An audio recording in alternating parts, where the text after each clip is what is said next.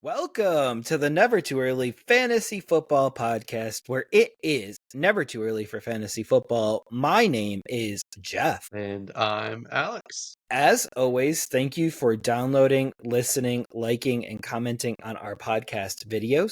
Please join our community by subscribing to us on the socials. Our handle on all platforms is at N2E Fantasy. We are also available on all major podcasting apps by searching N2E Fantasy. Alex, what do we have on today's show? On this episode of the Never Too Early Fantasy Football Podcast, we are dropping our official and final 2025 mock drafts. So, no crazy news for you guys today. We will just be rotating pick by pick our own mock drafts and making fun of each other for terrible choices. It'll be a great time for all, Jeff. So, do we just want to dive on in? Is there any other background information you want to throw out there, teasers or anything? No, we'll rotate. I'll do the odds first. Alex will do the evens first. And some of these players, I'm going to be saying their last names and first names for the very first time. So just bear with me. Totally fine. All right, Mr. Jeffrey, with the first pick in the 2025 NFL Draft, the Tennessee Titans select Cam Ward, quarterback from Miami of Florida. I just don't see how that's possible, Jeff. That makes no sense. No one's been talking about this. It's coming out of the blue. Yep, absolutely. Even the Titans had to come out today and say they are not trading the pick. It sounds like nobody offered them anything of worth to move up, even for the best quarterback in this draft class. But I also have Cam Ward number one. I can't fault the Titans for doing this. Makes sense. He's way better than Will Levis. And why not try to build around a quarterback of the future? You never know when you'll get another chance to be this high. Absolutely. It's the most common sense one. The only question left is what do they do with Will Levis when this is all said and done? Is he the backup or do they move on? I don't think anyone wants him, so he'll be the backup until somebody does. All right. Alex, you're on the clock with the second pick in the 2025 NFL Draft. The Cleveland Browns select Travis Hunter out of Colorado. Whether he's going to be called a quarterback or wide receiver, I can't wait to hear. I know we've heard the GM refer to him more as a wide receiver, which is music to your ears and most fantasy players. I personally feel like they should go maybe a different direction, but at this point I don't really care. It's Cleveland. They're going to Cleveland. Yeah, I mean, when someone is referred to as Shohei Ohtani of the NFL and knowing what Shohei Ohtani is to baseball, I don't think a team could go in a different direction than that. Like they've already put such heaping praise on him, even indirectly in that particular manner, that I don't know how they move off of that pick. I'm going to go Travis Hunter as well. I see him playing a lot of wide receiver and probably a little bit of corner in year one. We will see if that's the way that they always play him, but he will be going to an offensive scheme with Kevin Stefanski, so that does, I think, raise the chances of him playing more offense. Well, I'm not sure with how much the NFL is cracking down on players gambling that I'd want to be compared to Shohei Ohtani and his gambling issues. But the point is that he's the most versatile player in the draft. He could potentially play as a starting corner and a starting wide receiver, theoretically. When asked about it, he said that there's more commercial breaks in the NFL than there are in college, so it's more time to rest in between plays. He was primarily used mostly as a corner full time in college and had package plays as wide receiver in college. My issues with him is not on a talent level. It's not on an instinct level. He is very good at both on both scales there. It's more of he doesn't practice enough at one position to be really good at it. I see a lot of technique issues with him across the board on both uh, corner and wide receiver. His route running's choppy. His uh, coverage is sloppy, in my opinion, as corner. If he doesn't dedicate himself to one of those, I don't think he'll ever live up to the number 2 overall pick.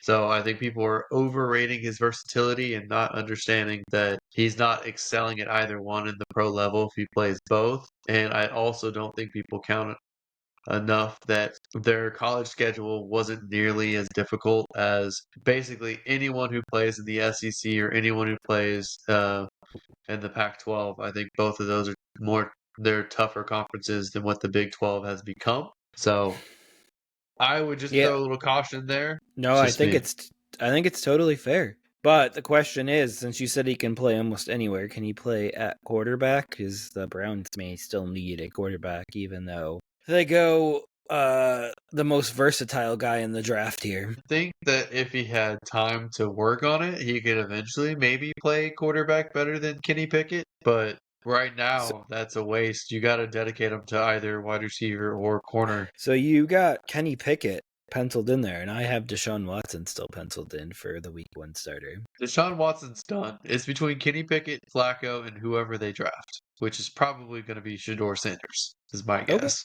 That's why I said penciled, because they haven't drafted anyone yet. And if they have not drafted anyone yet, then I don't think there's going to be, at least on my board, I'll fully spoil that right now. I don't have the Browns trading back in, although I did toy with the idea of them trading later in the first round to get back into the draft. All right. Are we ready for pick 3? All right, Jeff. With the 3rd overall pick in the 2025 NFL Draft, the New York Giants select Abdul Carter, edge, Penn State.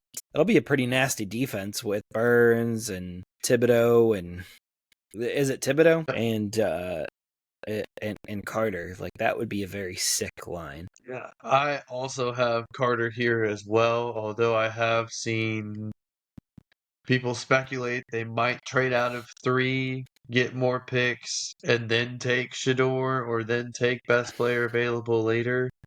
I think you might as well get the blue chip player now. I know Carter does have some injury concerns, but it doesn't look like he has to do any kind of surgery to address those. I think it's his foot and his knee, I think. I know it's foot for sure, but these I are think things that could wear him down later.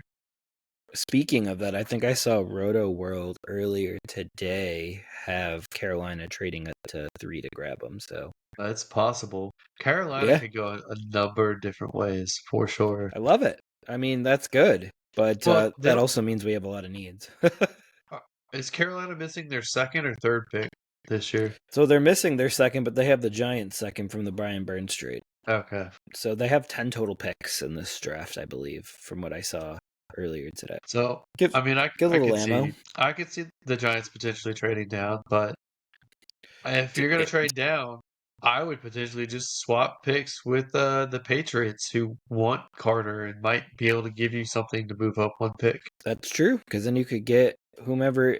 I mean, offensive tackle makes a lot of sense for the Giants too. So that's kind of we're going to get into an offensive tackle-y area here very shortly, but 3 picks, exactly the same, just like the beginning of last year here. So the rest of our draft is going to be exactly the same, right, Alex? Well, I think we're going to have 4 picks that are the same, and then we'll see from there. All right. So speaking of that 4th pick, let's see if you are right on that here. With the 4th pick in the 2025 NFL Draft, the New England Patriots will select. I was tempted to go Armand Mimbu here, but I am going Will Campbell. I think either way, if the 2 blue chip guys between Hunter and Carter are gone, it's going to be a tackle. And Will Campbell seems more like he could be a Vrabel guy, although I wouldn't discount Armand Mimbu, who I think would also be a good fit for this team. But Will Campbell it is for me. Jeff, Are you the same here? I am exactly the same, and I'm glad that you said Mimbu's name, so now at least I know how to say it if he happens to come up on my board a little bit later. But definitely great pick, and honestly, if I'm the Patriots, I don't even try to get Abdul Carter because the Patriots need to protect their investment in Drake May. Like, that's really what it needs to come down to this year, is that they need to make sure that he stays on the field for as much of the season as he can. They did alleviate the pressure to get a pass catcher by signing Stephon Diggs. I know that they still have Hunter at tight end, who I still value for them. So I don't feel like they have to take a tight end either, at least not at number 4. So I can agree with uh, offensive tackle. I know that they are interested in an edge rusher and maybe even flirting with Jalen Walker, but I think 4 is too early for Walker. I would concur. All right. So now that we got all of our samesies out of the way here, for lack of a better word, Alex, this is where it starts to get really weird in the draft here.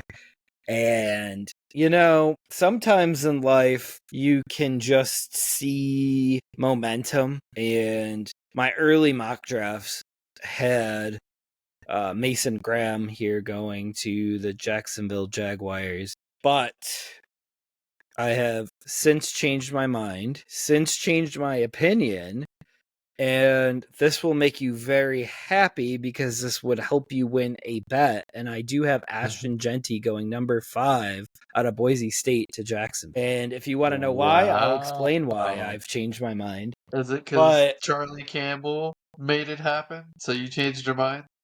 No, I looked at that after I did this, actually. But from what I've been reading is Trevor Lawrence hasn't had the best time being the starting quarterback for Jacksonville. They're not going to move off him. They've already paid him. So give him an asset that makes it easier for him to be quarterback of the Jacksonville Jaguars. And Brian Thomas and Ashton Jeanty and Trevor Lawrence, and then even Brendan Strange that's working his way up.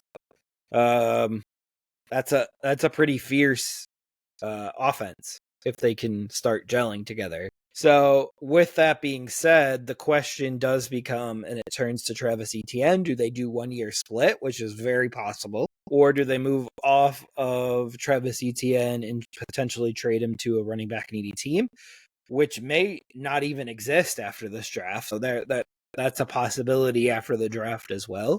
So, and then they also have Tank Bigsby. So this could be a 3-headed monster in 2025, which would not be great for Ashton Jeanty's fantasy value. But I think he's a guy that could make Trevor Lawrence's job much, much easier. Wow, this is kind of funny. Why? I can't believe that you put him up there because we have a bet you thought he was going to be bottom half of the first round, and all of a sudden he's higher than I had him mocked so far. Mm-hmm. However, I also have him at number 5, but I don't know if he's going to the Jaguars. I think the Bears have a good chance of trading from 10 to 5, and it may not cost as much as it would in the past to make that kind of move because I don't foresee a quarterback other than Cam Ward going in the top 10, maybe not even the top 15. Then every one of these guys wants to move down. I can see the Jaguars being perfectly happy to move down 5 spots and still get one of their top 3 guys on their board later. So I can see that between the Jaguars and the Bears, somebody wants to get in front of the Raiders, which might be the greatest smokescreen of all for the Raiders to try to get someone to trade up in front of them to take Ashton Jeanty. I have the Bears moving up to number 5, taking Ashton Jeanty to complete this offense. And then the rest of the draft, they can focus either on another young lineman to rotate out with the veterans they brought in, potentially replace them down the line, or to address their defensive needs in a defensive-heavy draft, especially at D-tackle and edge. Man, I agree with everything you've said except for the trade to the Bears, because this is literally Ben Johnson's first draft with the Bears, and I don't think he's in a position to be that aggressive just yet. But Well, that sounds to me like Ryan Poles he said this draft is going to be crazy. They're ready to make moves. They have plenty of ammunition to move up. They've already addressed their offensive line.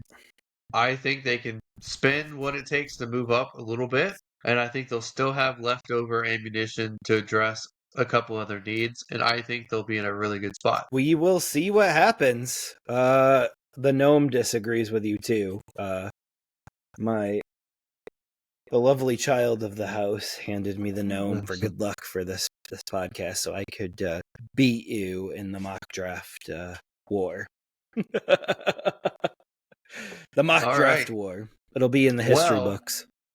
I'll go ahead and jump on to the number 6 pick here for the Raiders. I think the Raiders might have actually wanted to take Ashton Jeanty, but they also could have been smoke screening to get someone to do this.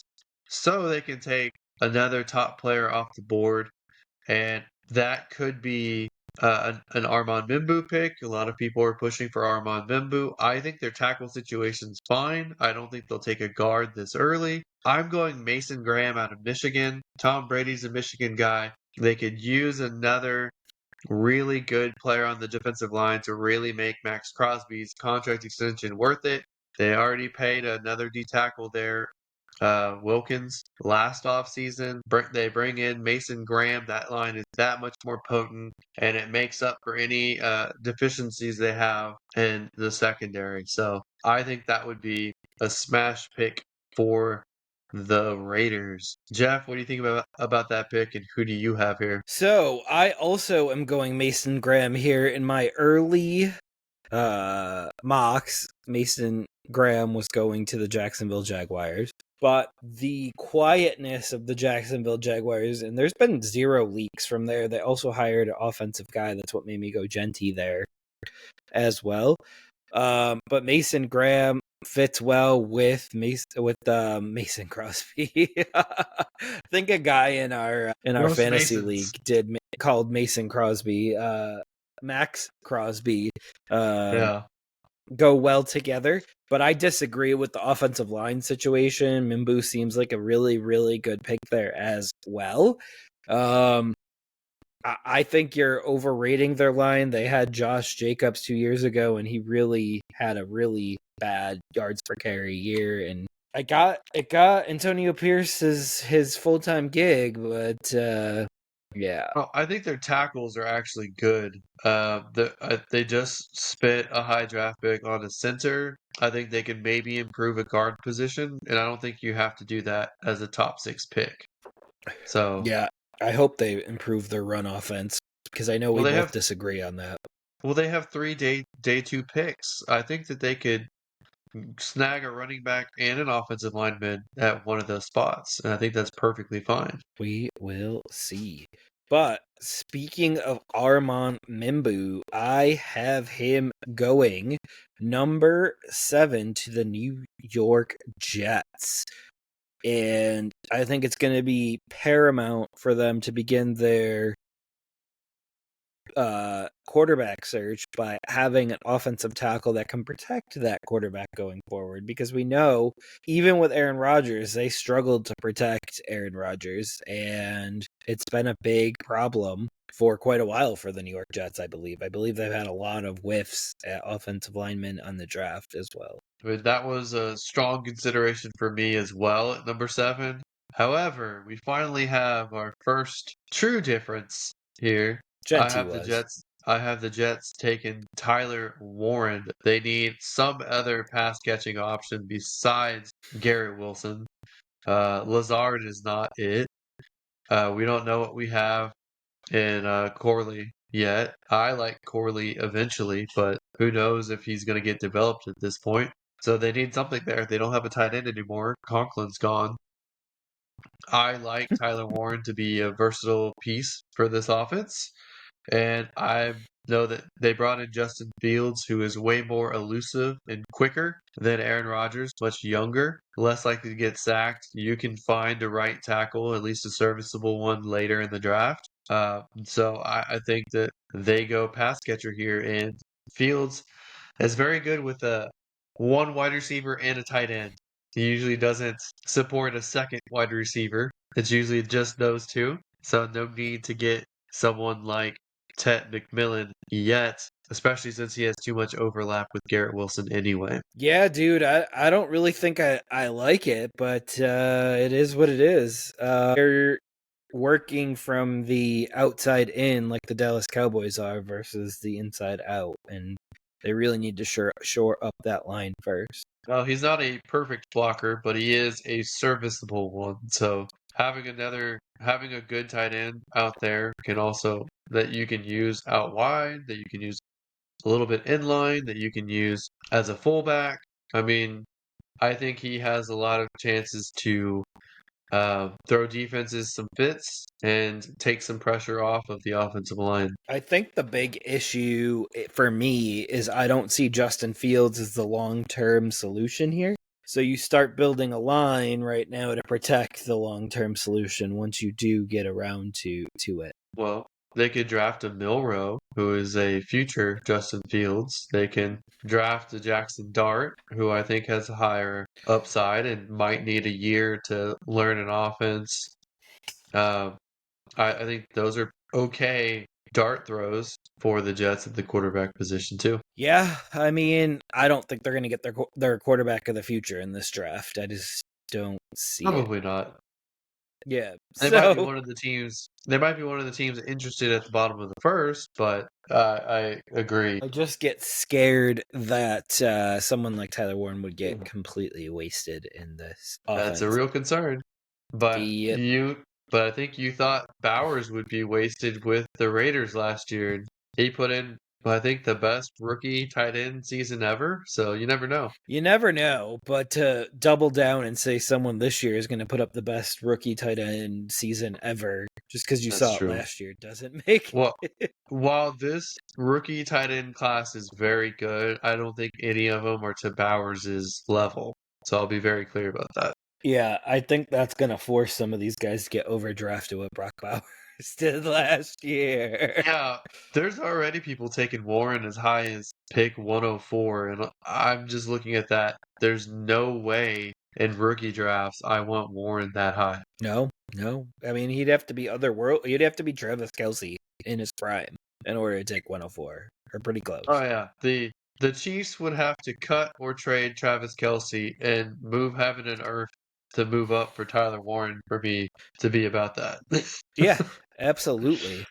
All right, Alex, you get my team with the 8th pick in the 2025 NFL Draft. The Carolina Panthers select. I'm gonna go with mostly consensus here. Jalen Walker out of Georgia. He's someone I like more than Michael Williams out of Georgia, same school. I think he's more versatile. I think he's a guy that you can play him as a traditional linebacker. You can play him as an edge. He's a tweener. They seem to really, really like him. There's a lot of buzz about several of these teams in the top 10 liking Jalen Walker. There's other people out there saying he's almost for sure a top 10 player in this draft.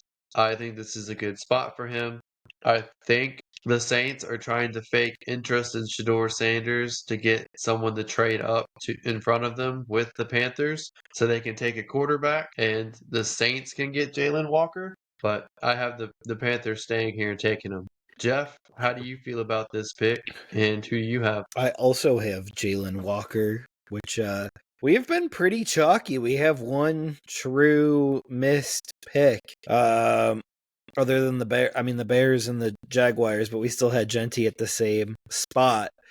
I know they're probably going to start rebuilding their defensive line here. That makes the most sense.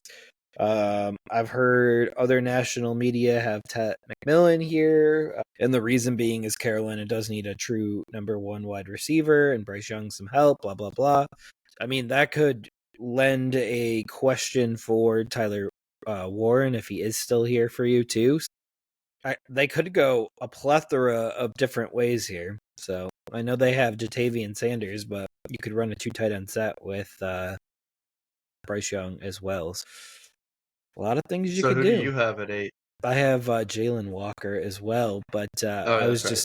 Yeah. I was just showing the versatility of this particular pick here. Well, there's also another direction I thought about going as well. Like if the Raiders went Mimbu, or if they took Ashton Genty and the Jaguars went something else at 5, I could see if Graham is there at 8, I could also see the Panthers snag Graham because they chased after D tackle this offseason, who ended up spurning them and going to New England instead for more money. I could easily Then see they them go D signed tackle another too. one though right after that. Yeah, Not as but I good. think Mason Graham. Yeah, I think Mason Graham would be really good. I don't see Mason Graham slipping out of the 5-6 range between the Jaguars and the Raiders, so just don't foresee it I right mean, now. he could go Jet 7 too. We'll see. I don't think he gets past. What I'm saying is, I don't think he gets past 5 or 6 to get there. So That's entirely possible. I think he's a premium pick, and I think Jalen Walker's a premium pick. So All right, there so you go. 7 of our 8 are the same player, and only one difference so far. Absolutely. Jeff at number 9. What do the Saints do here? So we were talking a little bit about this last week, and I finally talked myself into it, and we went with Will Johnson, cornerback from Michigan here, and he's going to kind of be the guy that comes in and replaces what Marshawn Lattimore did and start to rebuild that Saints defense a little bit. I can totally see that as an option. The Saints are just a team that they are in cap hell the way that Mickey Loomis has run this team, and they have so many needs. I could see them go corner, I could see them go edge, D tackle, offensive line, maybe wide receiver or tight end. I think tight end and wide receiver are probably at the bottom of their needs. For me, I think offensive line with uh, Ramstek leaving their left tackle, I think that they desperately need someone there because Derek Carr or Rattler or whoever they're going to throw out there at quarterback is going to get hurt. I have Mimbu here. He's finally off the board. I feel like he's too good to be available at 9, but here he is.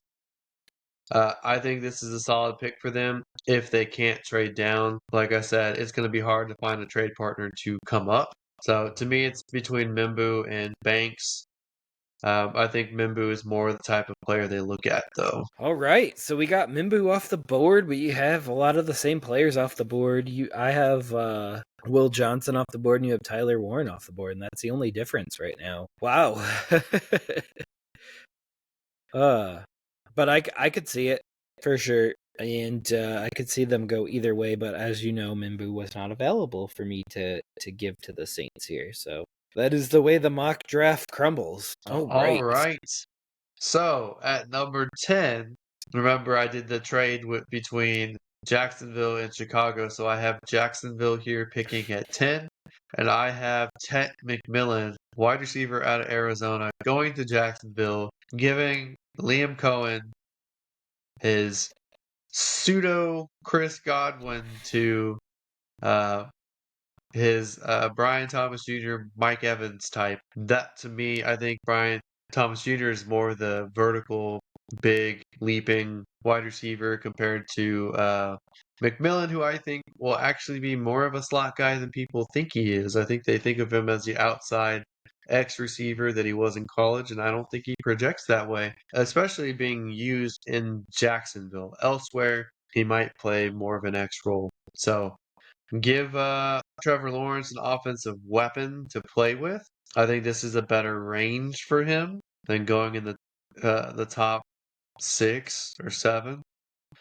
Jeff, what do you make of the Jaguars getting Ted McMillan here, and who do you have for the Bears at 10? I'm assuming an offensive lineman. Oh man, dude. It's It's an interesting one there. I just don't see them going another first round wide receiver. Just feel like that's a lot of assets to be given up for their offense this early, especially because they've already got Gabe Davis and Brian Thomas Jr. And Brian Thomas Jr. is by far the one, and Gabe Davis is not going anywhere. Well, the only one who's not going to be supplanted is Brian Thomas Jr., Gabe Davis, and Diana Brown as well. Let's not forget about him. Was just signed.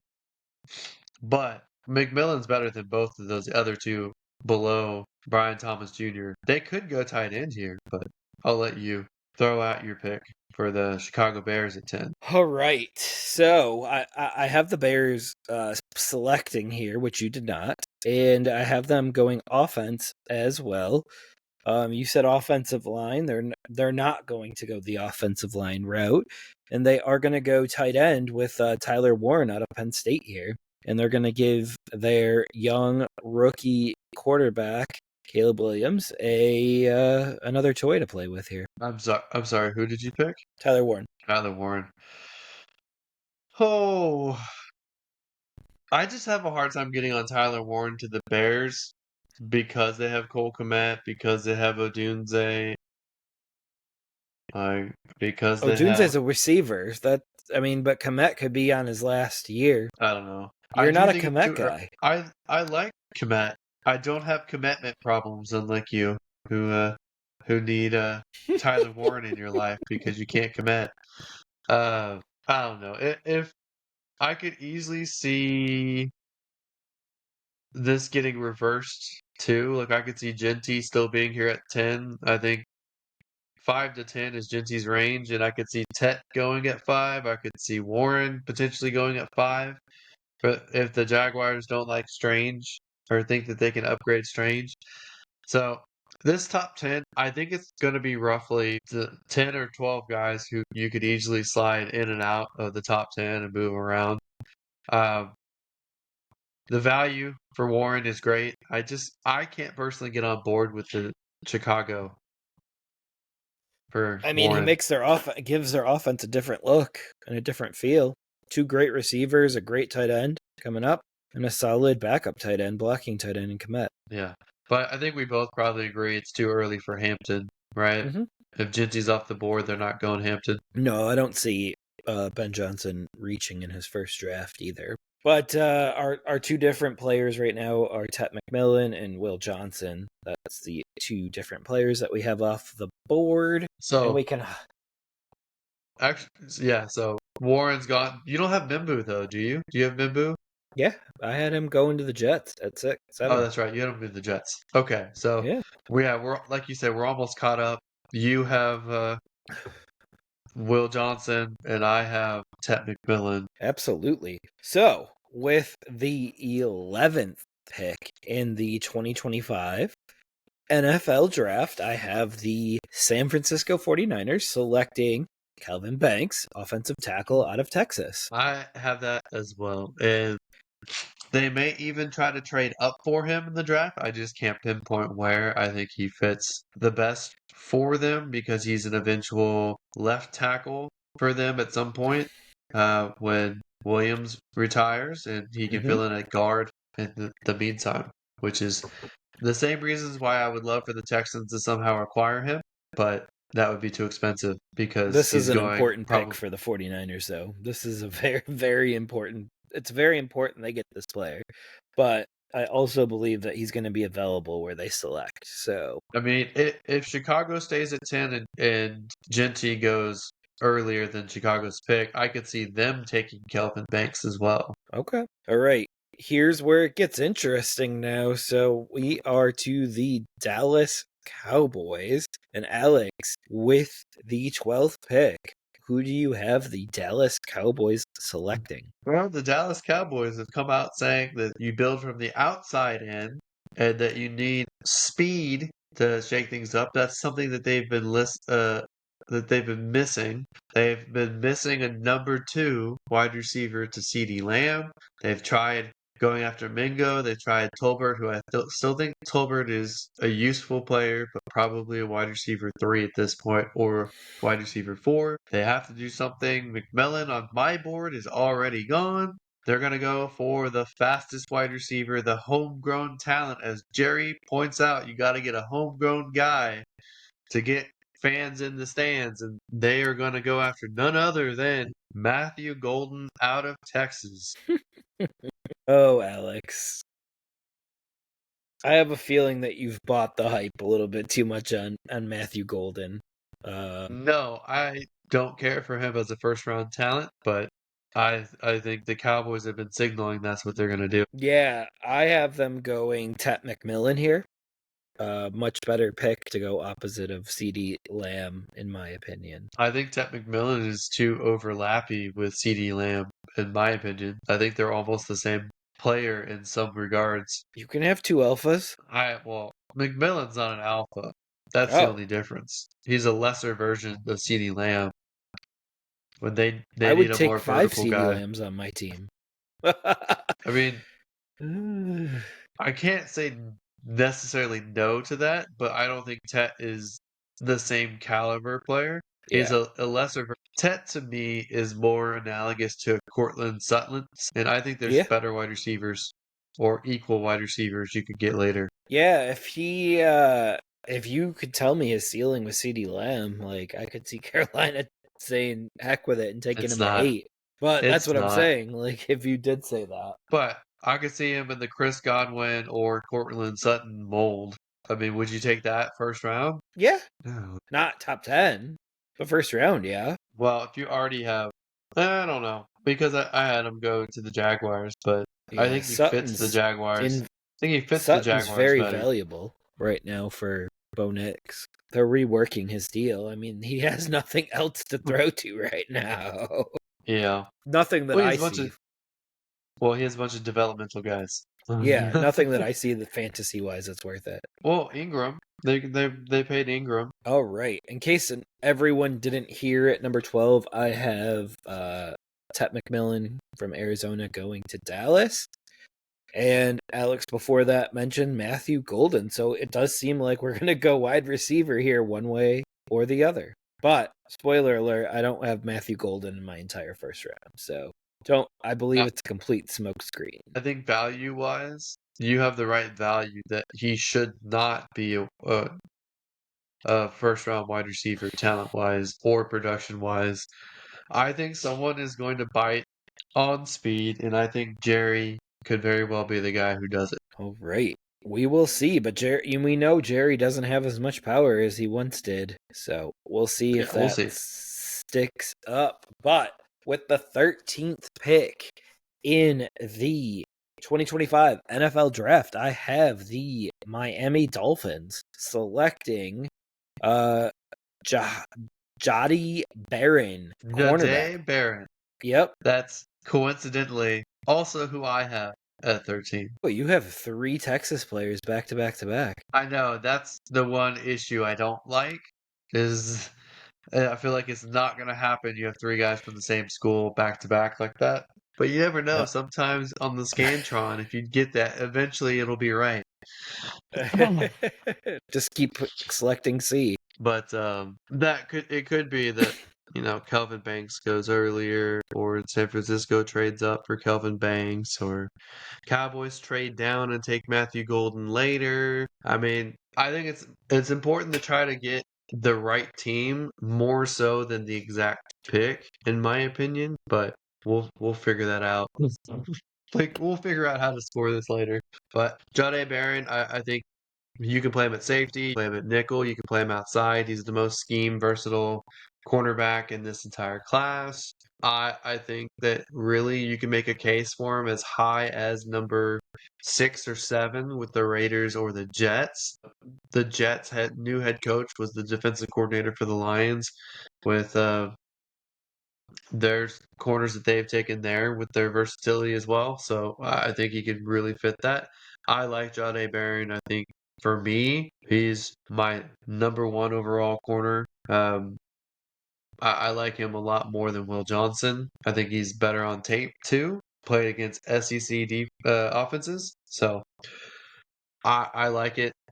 It's crazy to me that we're 13 picks in and we have, at least 10 of the same picks? Yeah, maybe even 11.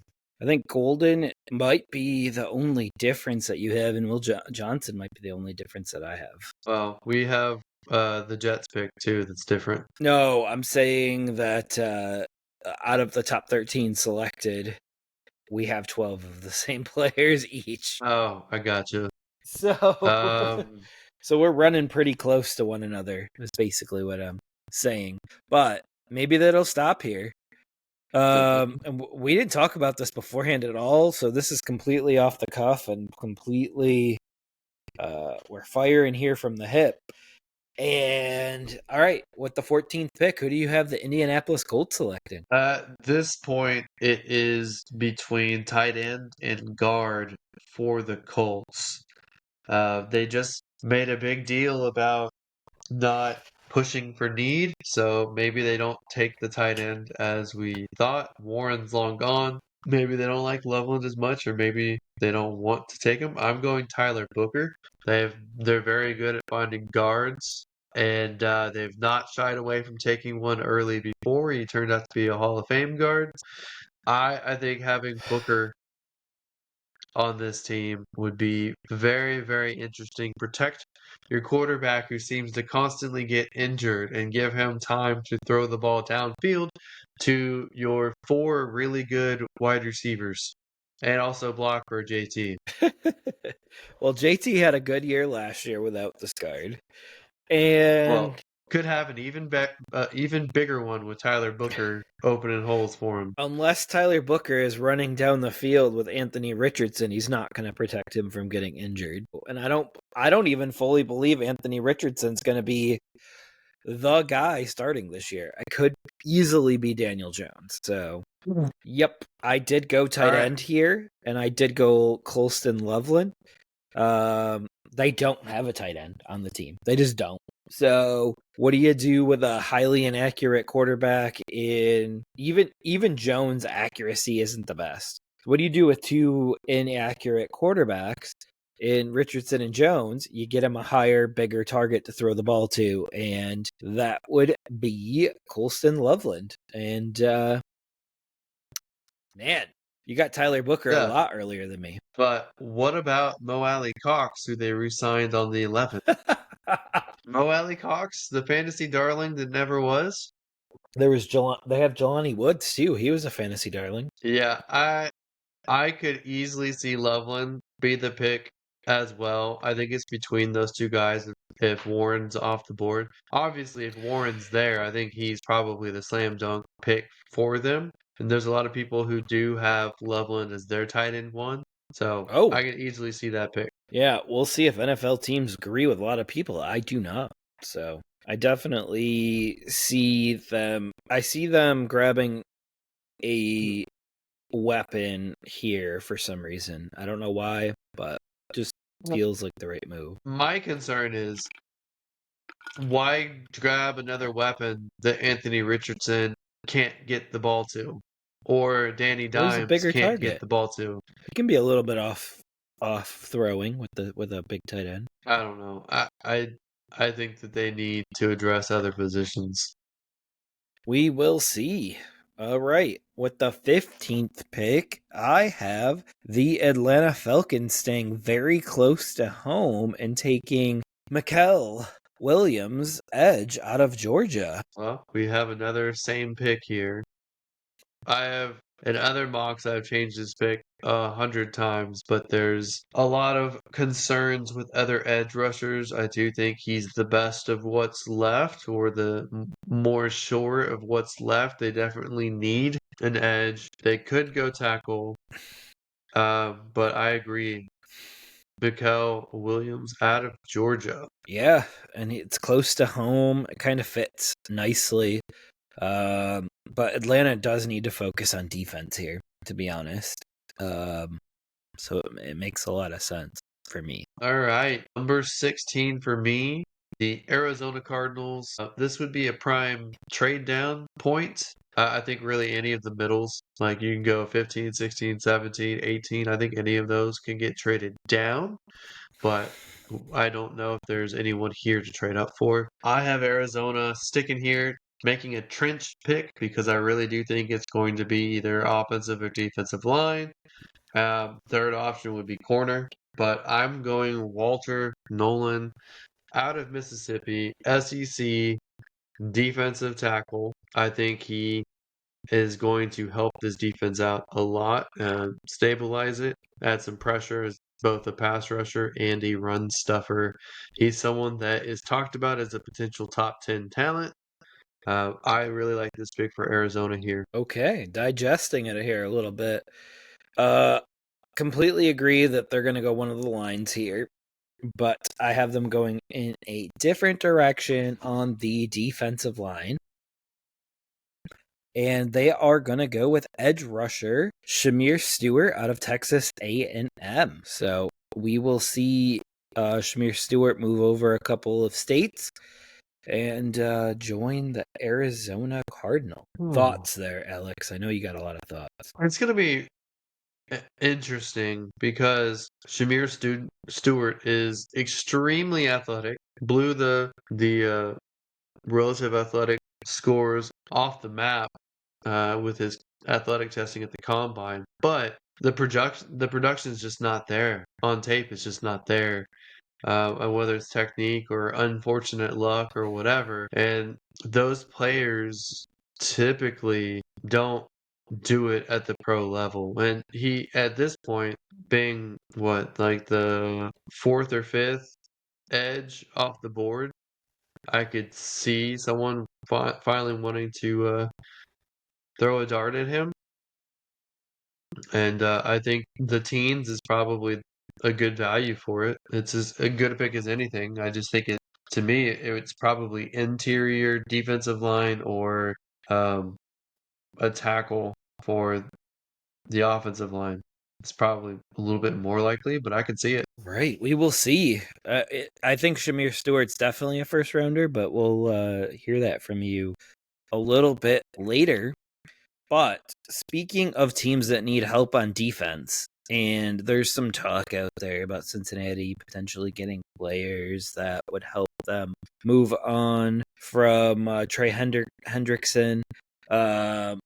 I don't see that happening because their defense was horrible last year. So I don't think subtracting all pro pieces I don't think they can be in the business of subtracting all pro pieces. So I have Cincinnati bolstering their line and going with Mike Green, edge out of Marshall. I don't disagree talent wise. My only concern for Mike Green is he's got some character concern issues that might be pushing him to the not anymore with how much they've had to deal with lately, but that might be pushing him in more to second round range. So I actually have Mike Green off my first round entirely. So talent wise, it would have been a good spot. But for me, I think teams have concerns about his character issues, so he may not be going there. They absolutely should address edge rush. But as of this point, I don't know if they're moving on from Hendrickson or not. If they trade Hendrickson, I could see them getting another first round pick or high second and bolstering there. I personally, this is where I have Will Johnson coming off the board because I think they need secondary help, whether that's in the form of safety or corner. Will Johnson's the next corner off the board for me. So I think this is a good spot. I'm surprised he's still there for you, so I don't disagree with that. But since I had Will Johnson gone, one way to help out your secondary is to execute a really good pass rush, and you can make mediocre corners look really good. No, I don't think Lou Armstrong, I can't remember the defensive coordinator from last year for the Bengals, but he signed with the Colts. I don't think he got enough credit for holding that defense together with nothing. The secondary is atrocious. When they lost Bates, they lost the heart of the defensive backs. Their corners just aren't very good. So they could use a corner, they could use a safety, they could use another edge, maybe two if they move on from Hendrickson. They could use a defensive tackle. So there are multiple needs here. I could even see them going Kenneth Grant or if Walter Nolan slips past Arizona, I could see them going Walter Nolan at 17 as well. Anything on the defense is what it should be, in my opinion. Yeah, I think your point is that these picks here are like anyone's guess because there's a lot of similar same preferential players here. So you pick who you prefer, but there's no right and wrong answer per se. But Alex, who do you have the Seattle Seahawks taking at 18? All right. So before they acquired Cooper Cup, I would have had a wide receiver here. However, they have Cooper Cup. I don't think they need a wide receiver this early to be third fiddle there. So I have them addressing a need and going edge rusher. I actually have the A&M teammate Nick Scorton going here at the edge. Oh, okay. I have him as a second rounder, so it would be a little bit of a reach.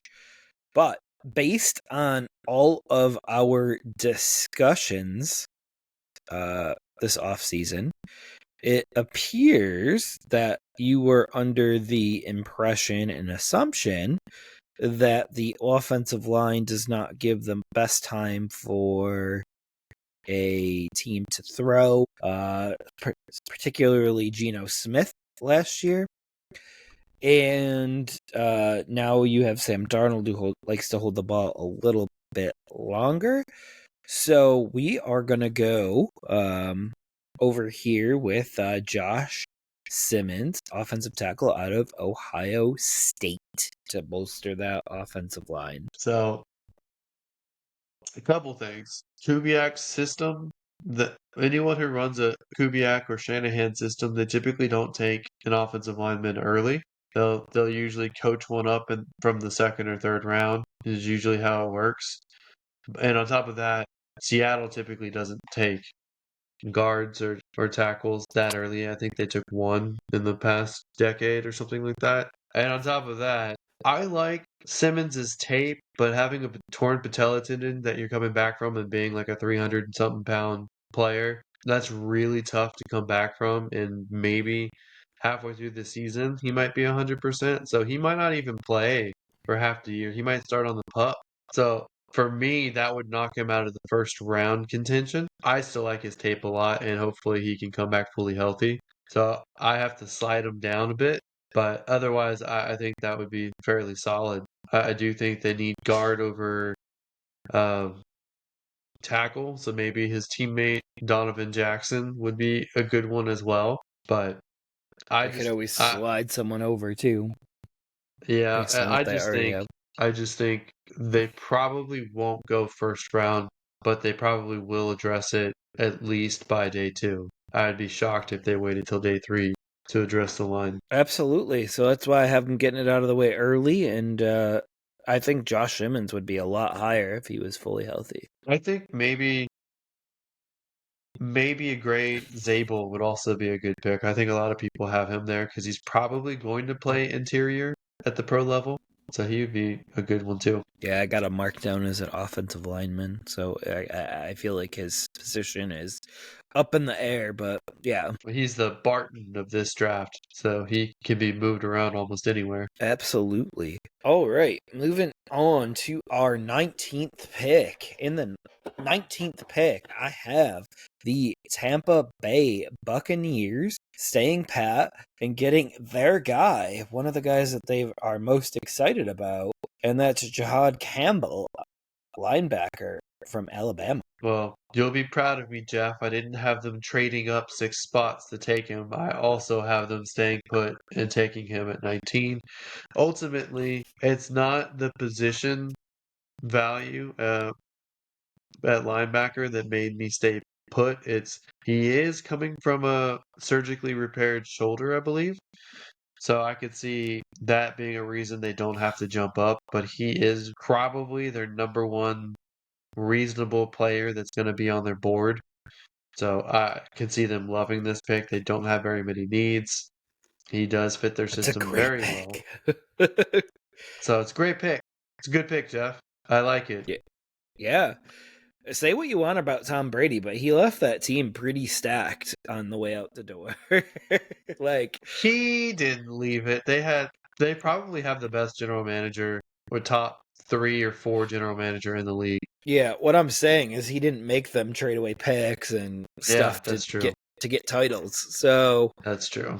whatever he won a title, and then they still were able to remain competitive after he left. So that's And a testament. revived Baker Mayfield's career too. Yeah. Yeah. I completely credit Dave Canellis for that. The Well, and confidence builder. Liam Cohen continued on from it too. So Yeah. it didn't collapse after Canales left. No, but it took someone to buy into Baker 1 year, and I think it changed the trajectory of his career. So I think it also helps having someone like Mike Evans and Chris Godwin to throw the ball to. absolutely, and I think he's really found his confidence too. All right, Alex, who do you have the Denver Broncos taking with the 20th pick? Ah, This really came down to 2 decisions: whether they stay put and take Amari Hampton here, like everyone else has, or whether they're able to trade down. And in this case, I have heard the rumors that the Broncos were talking to the teams in the top 10. Everyone thought it was the trade up. I think it's so that the Broncos can trade down because those very same teams have the picks at the top of the second round, where running back is a better value. And who picks after the Broncos but the Pittsburgh Steelers, who have been trying to get any quarterback they can? So I have the Cleveland Browns trading up to number 20 to jump in front of Pittsburgh, take Shador Sanders to match him up with Travis Hunter. And I do think Sanders, although I don't like him personally as a prospect, I do think he fits more of the mold of what Stefanski wants in his system. He is a young guy. He's going to potentially make half their fans very excited and the other half very angry. So there'll be a lot of chatter. They can't really afford another quarterback in the open market right now because of how much they still owe Watson, but Watson is not going to play for them anymore. So they need to be competitive. They promised Myles Garrett that they bring in a young quarterback. So I think they'd pull a Cleveland Browns and do this trade. I think it works for both Cleveland and for Denver because I still think Denver will get a high quality running back at pick number 33, first pick of the second round. I think everyone's happy, and I don't know if Pittsburgh is, though. Jeff, what do you have at 20? Oh boy. So, my first question for you that I had jot down in my brain here is you said you personally don't like Shador Sanders. What did Shador Sanders do to you personally to make you not like him? So he hasn't done anything to me Ah, specifically.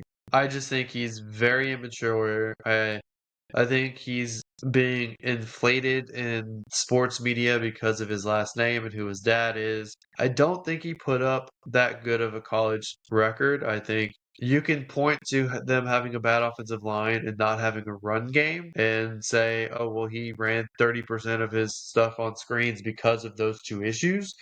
And maybe there's some truth to that. However, we haven't seen him play in a real pro level offense. I don't think he makes multiple reads. I think he's kind of a 1 or 2 read guy. I think he relied heavily on Hunter to just chuck the ball in his general direction without any kind of eloquence or reading or leading or good throws or anything like that.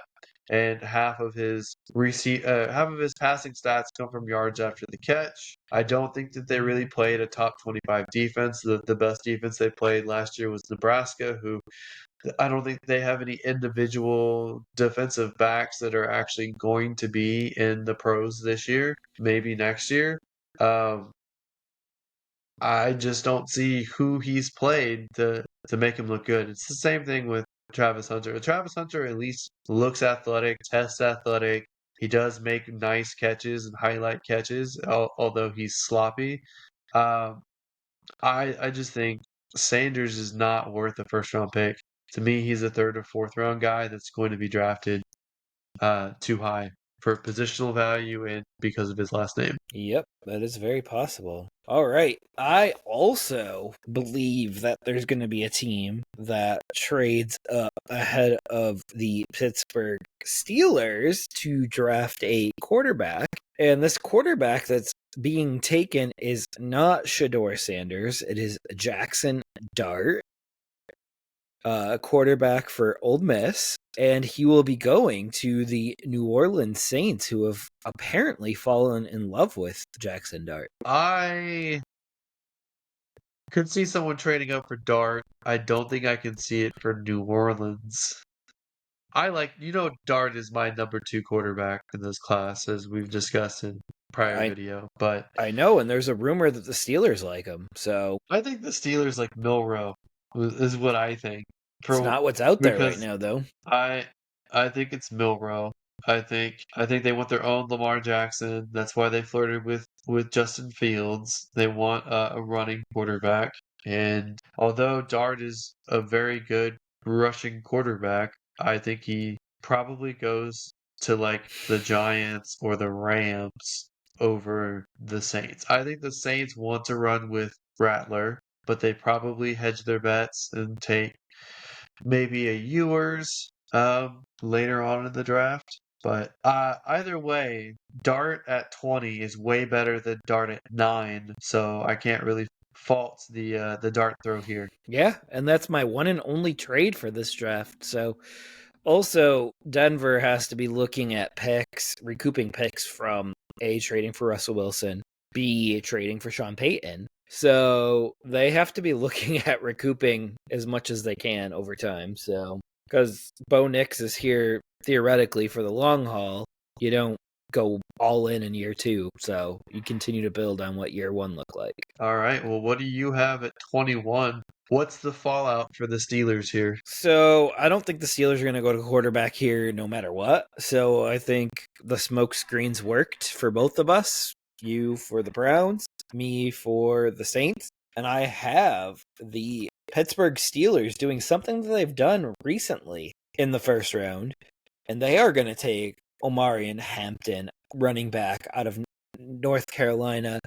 And they're going to pair him with Jaylen Warren for one season, and then he's going to be the guy going into year number 2. I can't say that's not in the realm of possibility. I do think that's probably top 5 on their board, especially at this point. So I could totally see that as an option. I didn't go in that direction, but I don't fault you at all. I am looking at this and I'm saying, if I'm the Steelers, Kenneth Grant is still here available, the other Michigan tackle with a lot of upside. I'm taking Kenneth Grant from Michigan at 21, bolstering this defense. It's one of the worst kept secrets that the Steelers are looking at D tackle in this draft class. He's an exceptional value, especially with some mocks having him go as high as 11 to the 49ers.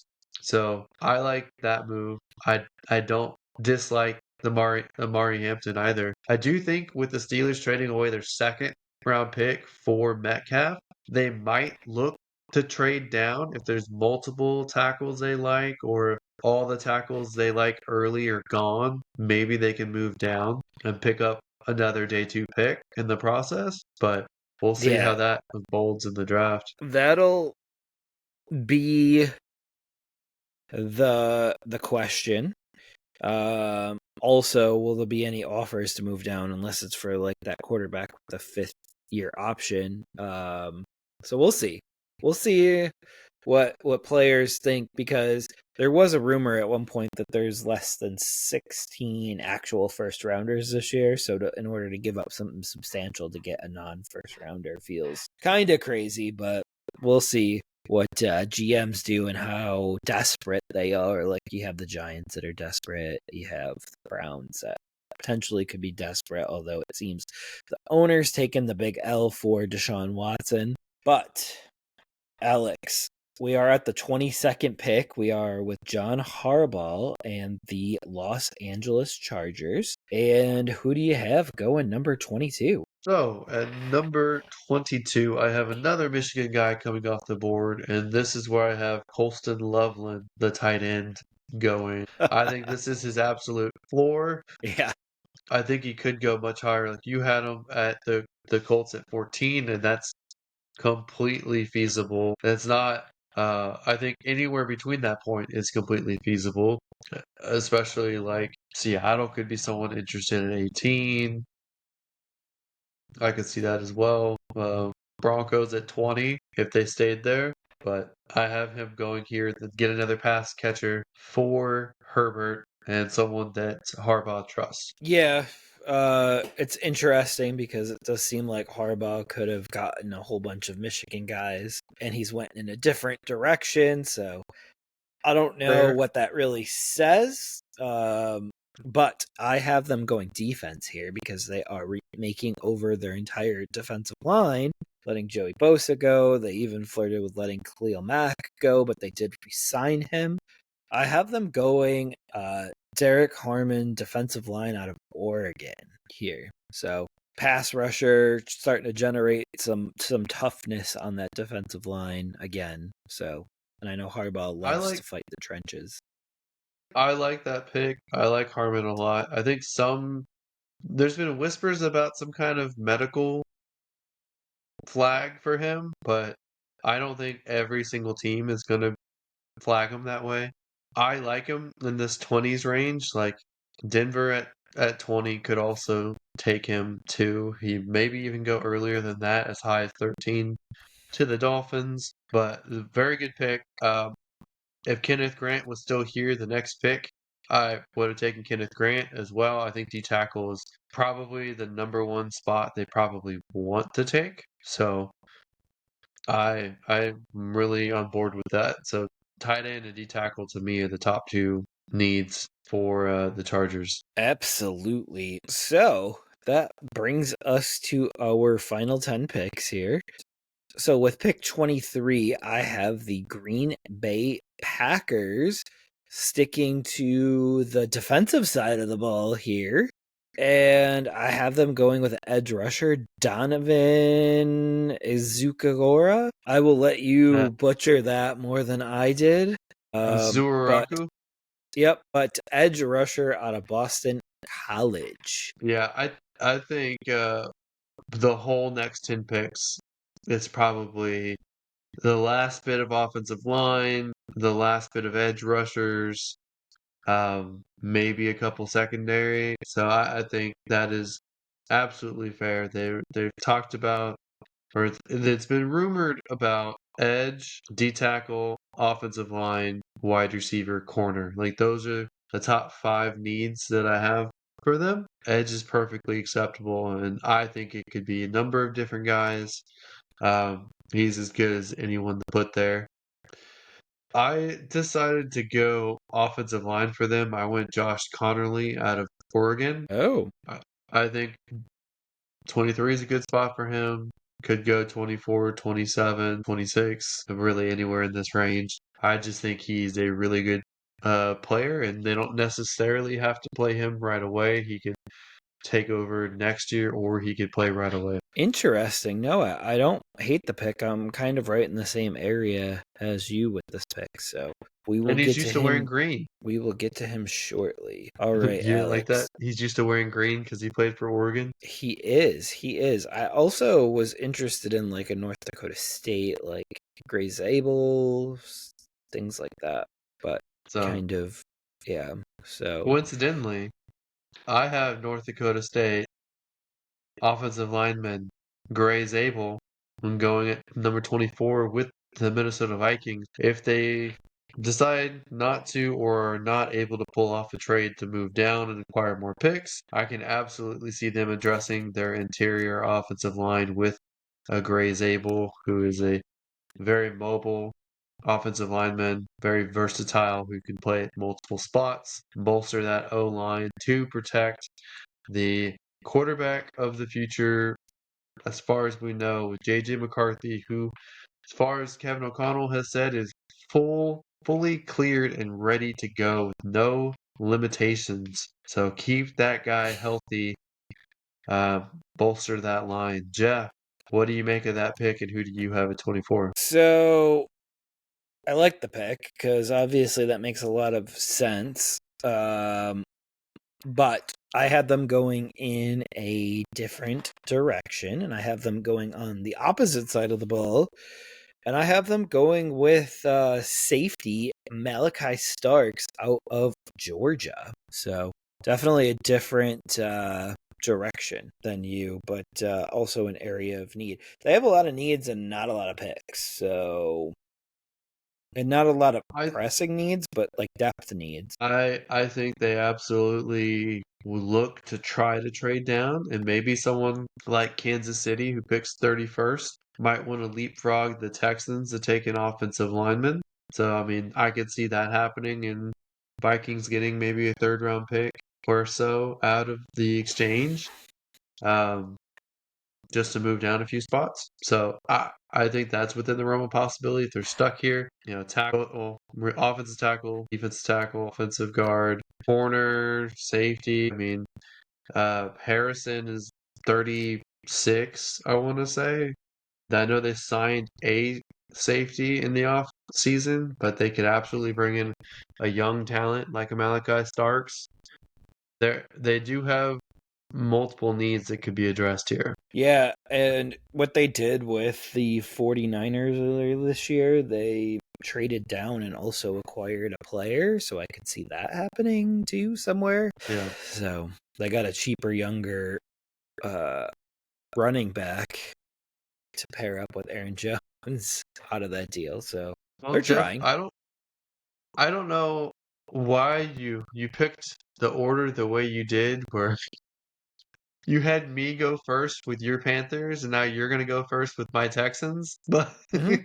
who do you have the Texans picking here at 25? So the Texans at 25 know that you obviously know that I have them going Josh uh, Connerly? offensive line. And yes, I do have them going Josh Connerly, offensive tackle out of Oregon. So good guess. Well, we're in a group chat, and I threw out some names, and you said it's not one of those guys, but I do have them taking someone there, and I'm like, I bet I know who it is, but I'm not gonna say it until until the Yep. podcast. Yeah. I just have a feeling that that's a great pick for them, and they've given away their old offensive line, so they need it to bring in a new one.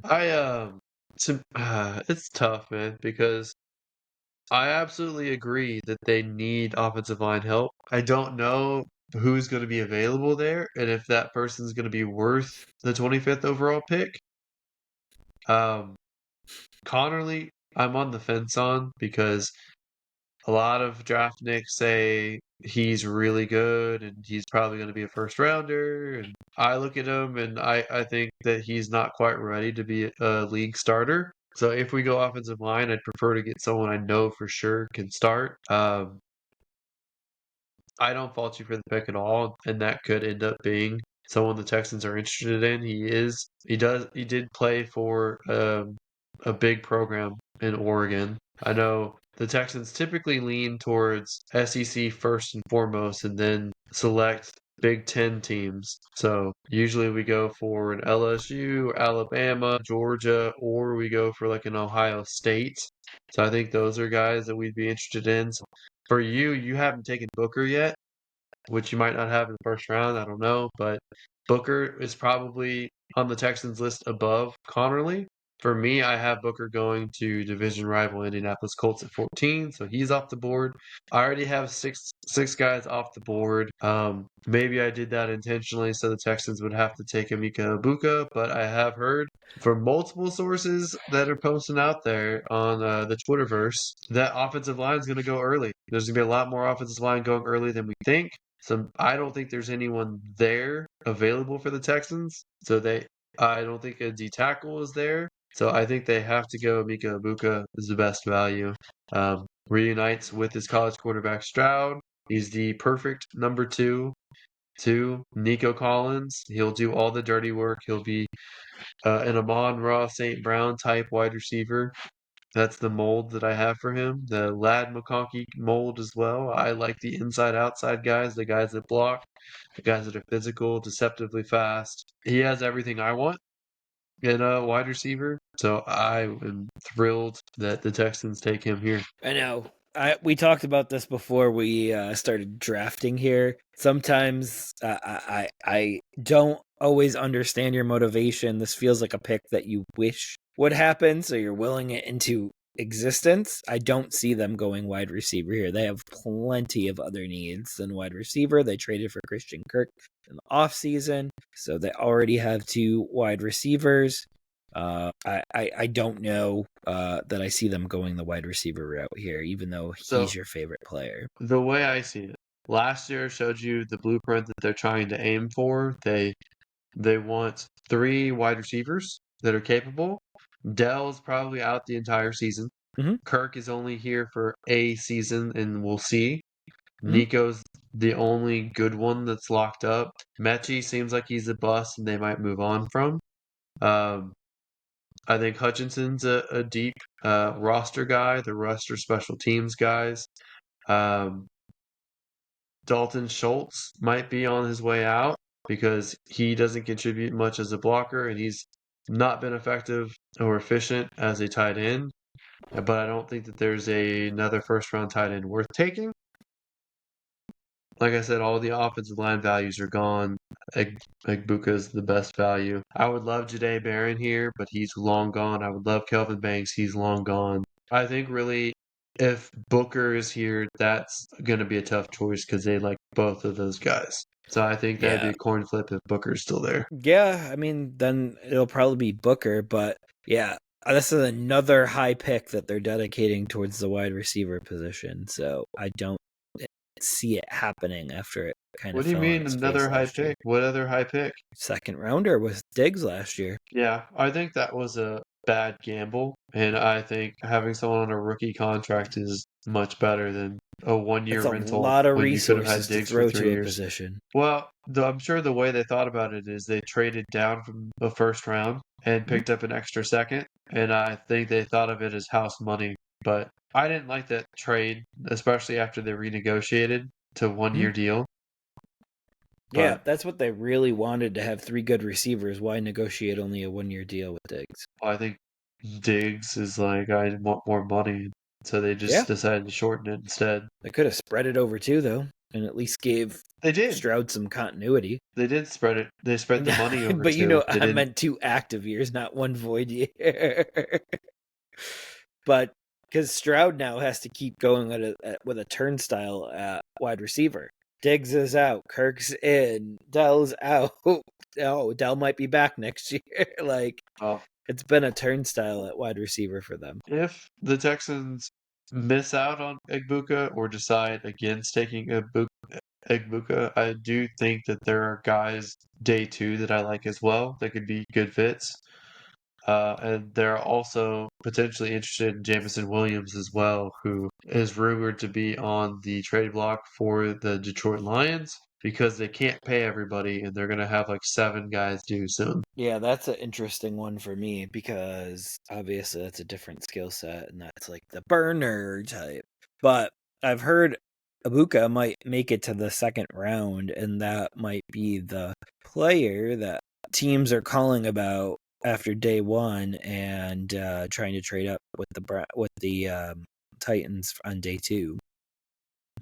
Well, Lad McConkey went day 2, and I bet there are a ton of teams that regret that. But we also know that player comps, there's no 2 players that are exactly the same. So Yes, I agree. It's just an oversimplification to give people an idea of the play style or ability of a player, depending on how you're using it. But I get it. You're right. There's no one that's the same. However, Julio Jones and Brian Thomas Jr. was a pretty good one, if I say so myself. we'll see. I mean, Brian Thomas Jr. has a ways to go to get to the Julio Jones status. I'm just saying, Jeff. I Good think it start. looks pretty darn close. So in 5 years, I'll trade him to you for a couple first round picks. No thanks. But so far he doesn't have any screws in his feet, so I think he's in better shape so far.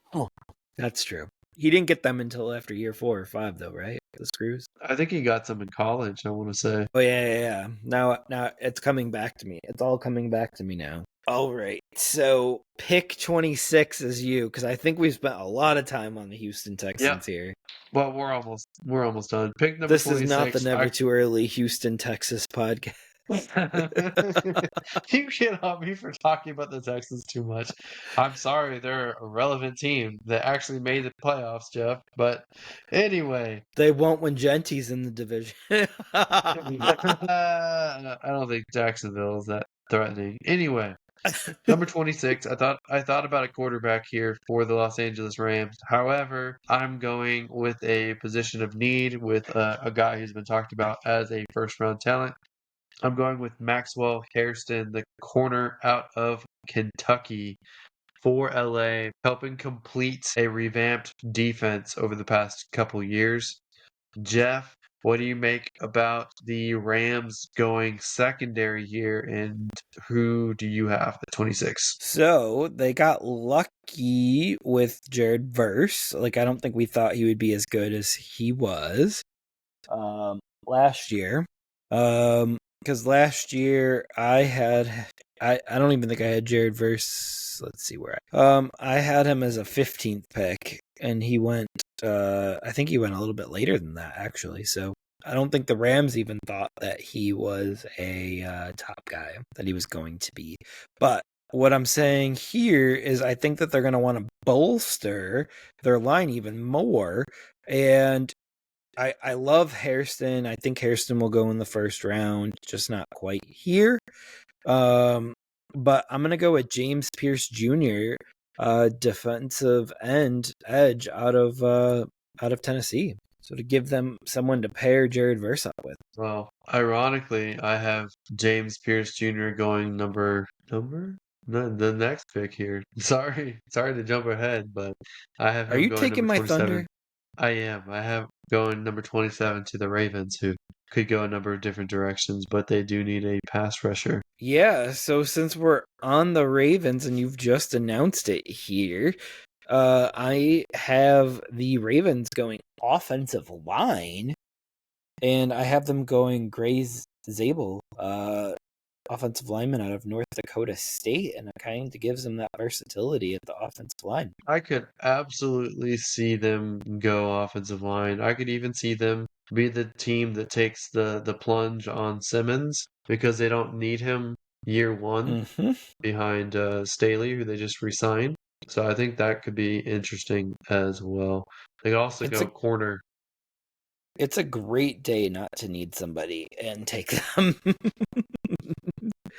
They're really in a position to take best available and just improve. Yeah. And then obviously they could look at their contracts next year and who's expiring, and they can decide whether they want to pay them or not now. Always possible. And that's one thing that we don't really take a ton of time and effort into, is just thinking from the team's perspective, like what contracts are coming up, who they don't want to pay, their budget, stuff like that. So that's where sometimes you can, like, if the Bears went offensive line instead of Gentry at 10, if Gentry is there, they might be looking at their contract situations next year and being like, we need to get ahead of this now. Like, this guy's here, give him a year in the system, then he's the starter right in 2026.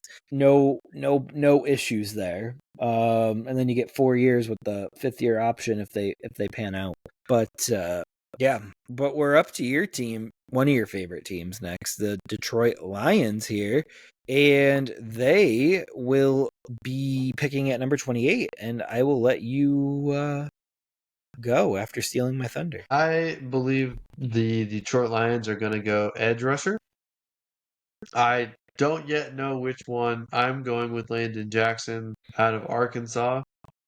Part of me really thinks they'd go after one of the Ohio State guys, but I think that's too early for either one of those guys. And Landon Jackson is someone who's being talked about going in round 1. I know he's also linked to the Bills as well, so he's someone I'd consider for the Bills at 30.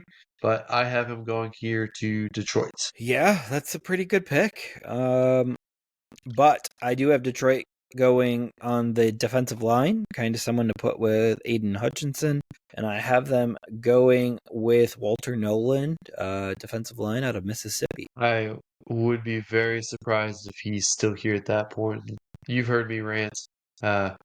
If he was available at 25, the Texans would be all over that as well. But no more about the Texans. He's a Such a very good player. D'Amico thing. Yeah, that would be what we call a D'Amico without the O. No offense. And just so we're clear, the Jaguars' odds on betting sites have passed the Raiders for Gentine. Yeah, but that doesn't necessarily mean it's going to happen. It just means that's where the bets are shifting. Yep. And some people know, so. All right. So I will, before you steal my thunder, I will go here.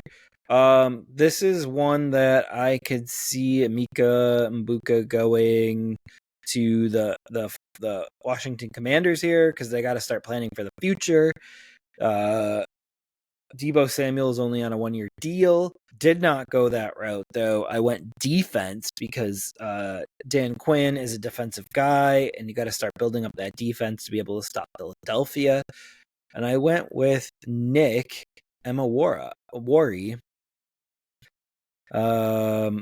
safety out of South Carolina. Yeah.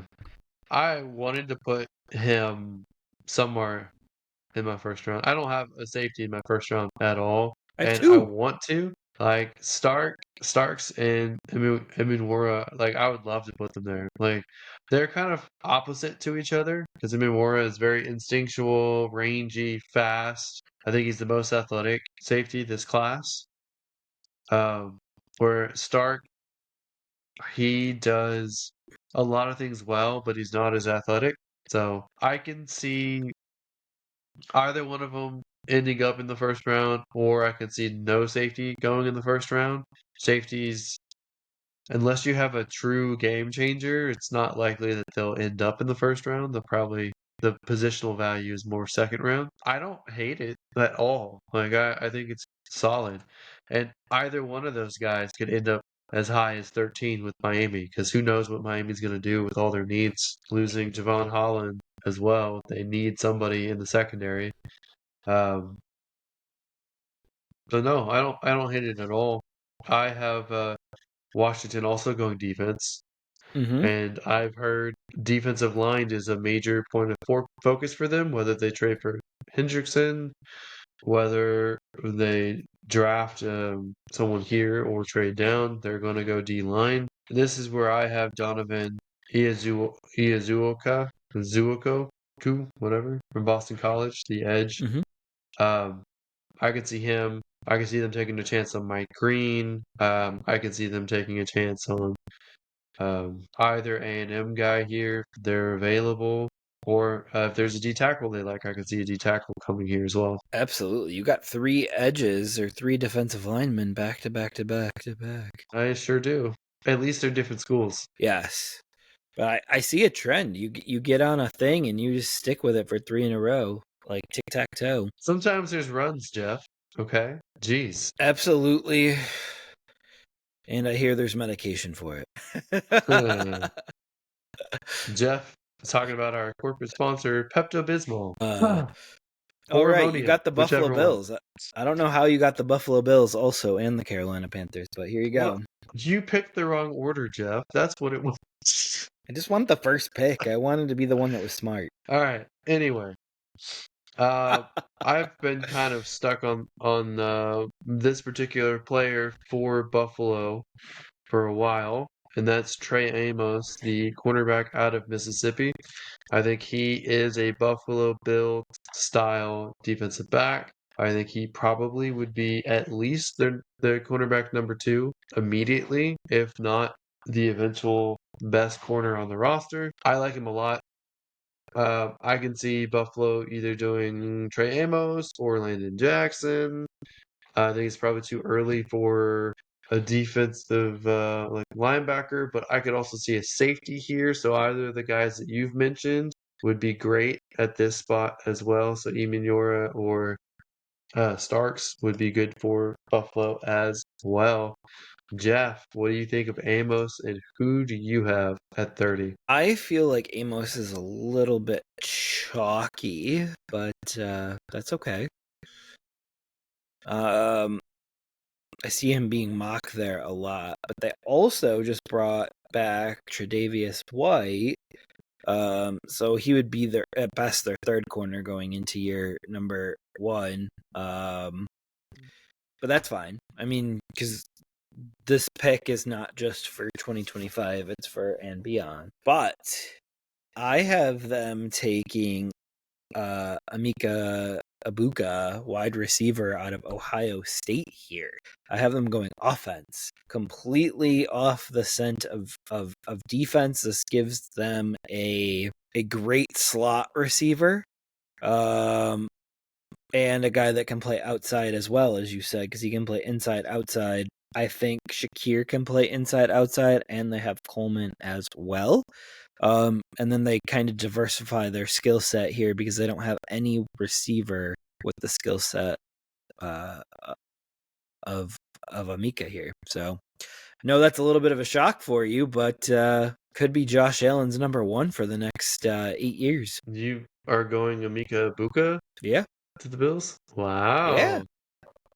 Wow. Yeah. Yeah, If since they don't y'all get sniped passed on Ladd by McConkey. the Commanders. No, but it's very clear that they need more offensive pieces, especially with Kincaid not taking a step forward. Shakir did, and he got a deal out of it. But Coleman, we haven't seen that yet with. Palmer is a dart throw. Curtis Samuel is a dart throw. They have a lot of dart throws. He would almost certainly be number 2 wide receiver on their roster, right? Behind Shakir? At least. I think, honestly, he'd be the number 1 for Buffalo. I think that's I think big, because then you would have him and Shakir for the next, 5-7 years? it's just, will they value taking a wide receiver? That's the tough part. They have 'Cause previously. if he's available, I think they absolutely should sprint up to the podium to put that in. Because you know me, I love him. So You do love him. But I had to throw in a couple wrenches here into your thoughts here. But him and Josh Allen. this is why Jeff poo-poos on my ideas, because he secretly wants them for himself. No, I think there's a chance he either sneaks to the second round. I think there's a chance that the Commanders take. There's a lot of possibilities here with him. I think he's the most unpredictable player of where he's going to go, especially from a skill position area. But if he's paired with Josh Allen, how is he not the number 1 wide receiver that you take off of the board? How is he probably not the number 3 or number 4 fantasy or rookie going into this year? Well, I just think that offense is going to spread the ball. That's the problem. But I would still take Egbuka. It's probably going to be split between people who overdraft him because he goes to the Bills and people who fade him because he goes to the Bills. Absolutely. So can we hop over to number 31 here, where the Kansas City Chiefs are on the clock? And this was one of the picks that I was considering trading back, and I could see the Browns trading up to this pick, getting Shedeur Sanders, like you said. I do see that as a match for some reason now. So, but I did not do that. I have Tyler Booker being drafted here out of Alabama to the Kansas City Chiefs. You have Booker going here. Is that what you said? Yeah. I think that they go trenches either way. So it could be any available offensive lineman at this spot. I played around. Would this be the spot Josh Simmons gets taken at? Potentially, or Kansas City could trade up. They could trade down. I really don't know what they're going to do.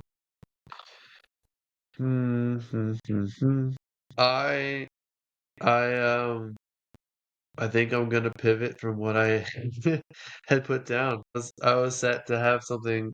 I was set to go with Josh Simmons here, but I think I'm gonna have someone trade up for Dart at 31 to get that 5th-year option, and it's going to be the New York Giants. Could be the Jets too, but I'm gonna go with the Giants. Could be anybody in the top 10, basically, other than the Bears, maybe. and Yeah. the Jaguars. But I could totally see the Chiefs move down just a few selections and take. They're gonna have a bunch of day 2 picks and just take 4 really good guys in day 2, Could be the Saints. 4 or 5. I Yeah, I mean it I could be the really Saints like. too. It could be the Saints, could be the Giants, could be the Jets, could be the Raiders, could be any of those teams for sure. Um, I think somebody does. I'm saying the Giants now, but I acknowledge it could be any of those teams. Yeah. So you got back-to-back Old Miss players. So you got Old Miss in that Not last pick. intentional. But last pick, I have the Philadelphia Eagles selecting the best available defensive lineman, and that is Darius Alexander, the defensive tackle out of Toledo, who I think has been quietly underrated, and I think people are going to rave about him in the near future. I think he's the next really good, like Chris Jones kind of defensive tackle. Yeah, so I'm surprised you didn't go with Princely Umalian out of Old Miss, just to kind of complete your Old Miss trifecta. You liked your trifectas tonight, but Well, I avoided most of them, Jeff. yeah, but let's not forget Philadelphia moved off of a lot of expensive uh secondary pieces like Darius Slay and James Bradbury. So I did go cornerback for them here, and I went with Maxwell Hairston out of Kentucky for them just for that very reason. They have had a mass exodus of expensive players, older expensive players. Yeah, they could also be in for a safety as well. So, I mean, it could be that. I think most likely it's defense. There's an odd chance it could be the third tight end here in the first round, but uh, they lost an edge and they lost a D tackle. I think the D line is probably where they go round one, but that'll be worth monitoring. I think it's most likely defense. Absolutely. Just updating the last two picks here, and then I will go ahead and share a screenshot of what is going on with all of our picks. So if anyone was listening while driving, you didn't have to jot any of these down. You can actually go back and review them. All right. That guy, and all right. So, all right, Alex, do you see everything here from our 32 All right. picks? We've got Jeff and his picks on the left-hand side, and we have my Yep. picks on the right-hand side. Obviously, we've got player, position, school, and notes, and numbers as well. Yep. And we got the original team with the original pick here, and then I made a note here if it was traded to another team. But Okay. we have a lot of the same players to begin the draft, but we started to get some bigger differences like Tyler Booker. You had him at 14 to Indy, and I had him at 31 to Kansas City here. So that will be one of the bigger gaps to look at. You don't have Shamir Stewart in the I first was round. gonna say we have different A&M teammates Mm-hmm. going in the first round from each other. So I have Scorton And they and both you have easily could Stewart. go in the first round. So when we say that this is crazy because there's so many I think there's a lot of second rounders this year, so that kind of makes that second half of the first round very unpredictable. Yeah. Any But other I like players it. that you want to talk about? Well, I'm just surprised that we have as many the same as we do. I mean, I'm not that surprised about guys in the top 10 because I feel like that's getting more and more chalked in, but I am surprised that we have as many as we do that are the same. Yeah, so we have Walter Nolan here about you have him at 16, and I have him at 28. But you believe that the Texans would be in on him, correct? Same thing with Tyler Booker if he's available. Yeah, I think those are guys that are top of their board. I know Nick Casario has recently said that they really aren't looking at that many guys that are actually going to probably go in the top of the draft. They're going to look at the top guys they think will be available. They have small groupings of like five or more at a time in different tiers, and I think those guys are probably in a group together at the top. Yeah. The only thing I'm trying to figure out right now is if 4 trades are a lot or not a lot in this particular draft class. I don't know. I like it's not going to be that much trading up for quarterback, like as we've talked about offline. Like 20 is probably the highest I can see a quarterback trade happening. Yep. Otherwise, it's going to just be the end of the first round to sneak in and get a fifth-year option. I don't think anyone's looking to trade up in the top 10 or 15 picks for another quarterback. It's just Cam Ward, and then it's maybe 2 teardrops before you even get to the next best quarterback. Absolutely. And I'll share this exact screenshot here to X as we post the episodes. Just follow us on N2E Fantasy on X, and yeah, we should. Those will be up within a day or so. Maybe you can highlight which ones are the same or different or whatever in different colors. Yeah, It's the same absolutely, or radically different. I don't know. absolutely. Anything that's more than like 3 picks off, maybe I'll highlight and be like, these guys we have vast differences on, and we have different philosophies on them and what the team will do. I think one of the things. Go ahead. I was gonna say, watch there be runs of guys from the same school or same position, but it's just slightly off of what mine is. Exactly. You had Michigan. You almost had 3 in a row on Michigan.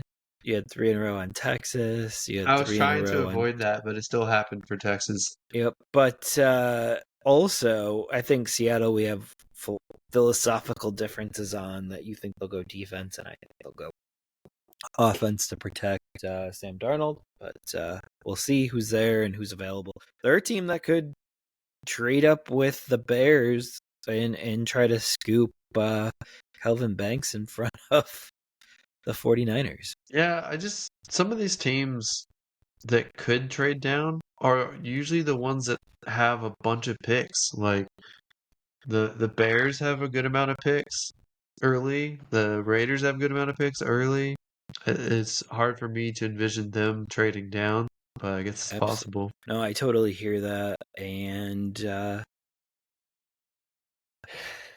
all right. So I will take this off the screen right now, but I will post this and we'll highlight a few of the items on there. And yeah, I can't believe we have another mock draft in the books. Yeah, I can't wait to figure out how we're going to score this. Well, I win and you lose, and that's all that matters. Sure, Jeff. Whatever you say. No, I'm sure we can find, if there's not an active contest out there, we can find maybe a previous contest and come up with similar rules. Yeah, go ahead and enter me in. All right. Well, that does it for this episode of the Never Too Early Fantasy Football Podcast. Thank you all for downloading and listening to this episode. And please don't forget to like and subscribe. Please leave us a comment and share the show. Every little bit helps. You can find us on all podcasting apps by searching N2E Fantasy and with our handle at N2E Fantasy on all social media platforms. Please join our community and give us a follow. Until next time, take care of yourselves and remember, it's truly never too early for fantasy football. Thank you again. Hi, everybody.